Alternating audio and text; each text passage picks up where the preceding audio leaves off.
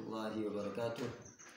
الحمد لله رب العالمين، والصلاة والسلام على رسول الله الكريم وعلى آله وأصحابه أجمعين. وبعد. السلام.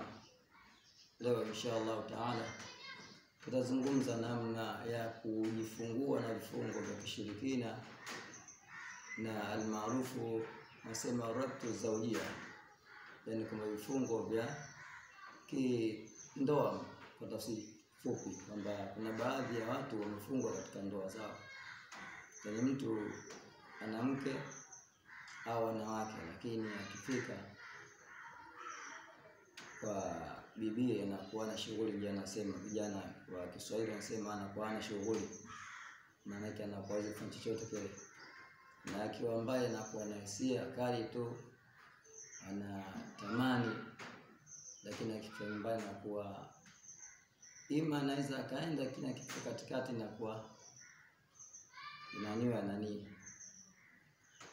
mzee anakuwa anarudi nyuma, au akianza tu anakuwa anarudi nyuma, au anaweza akawa amefungwa katika mazingira ya kutofanya inzali, yani kwamba ile anakwenda afiki mwisho, maana yake ashushi mbegu za uzazi.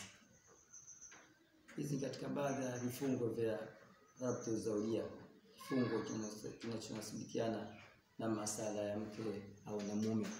Kwa hiyo namna ya kujifungua katika kifungo kama hichi, yani kwamba mtu huwezi kuenda katika lile jambo, lakini ukiwa nje au kuenda sehemu nyingine ambapo kutoka kwa mke wako shangaa unaweza, au baada ya nyakati mtu anaweza kuwa zaidi ya mke mmoja, akiwa huko anaweza, huko akienda huko anapawezi.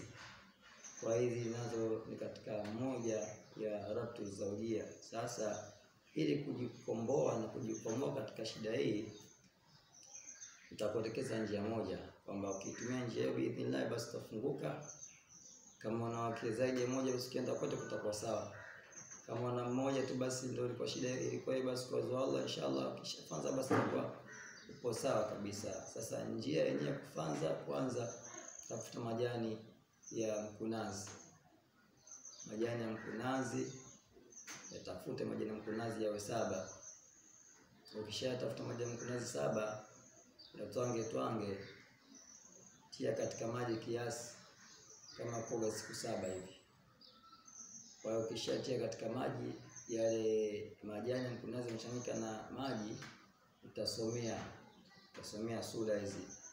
Ukishasoma hizi sura basi kwa uwezo wa Allah Subhanahu wa ta'ala atafunguka na majambo yatakaa sawa kabisa. Kuna njia mbili za kusomea katika hayo majani mkunazi yachanganyika na maji, lakini haraka nyepesi, ngoja nikupe hii kwanza. Utasoma Sura Fatiha 7, utasoma Ayatul Kursi 7, utasoma Sura Al-Falaq 7 na Sura An-Nas 7. Baada ya hapo ya maji utakuwa unatumia katika mazingira ya kuoga. Uogaji wake ni kujipakaza tu mwili mzima kuanzia kichwani mpaka chini, isipokuwa usioge chooni kwa sababu yamesoma Qur'an. Kwa hiyo utakuwa unajimwagia tu mwili mzima ndani, lakini kiasi unachukua na kunywa. Fanya hivyo kwa muda wa siku 7, na utaratibu wa kusomea, yani chukua ile maji ya karibu mdomo wako ndio soma hizo sura. Utasoma hivyo, na utaratibu wa kutumia utatumia hivyo biidhnillah taala. Baada ya siku ya 7, kabla ya siku ya 7 utaona muujiza wa Qur'ani na utaona uwezo wa Allah Subhanahu wa ta'ala. Wa ila una yakfi. Assalamu alaykum wa rahmatullahi wa barakatuh.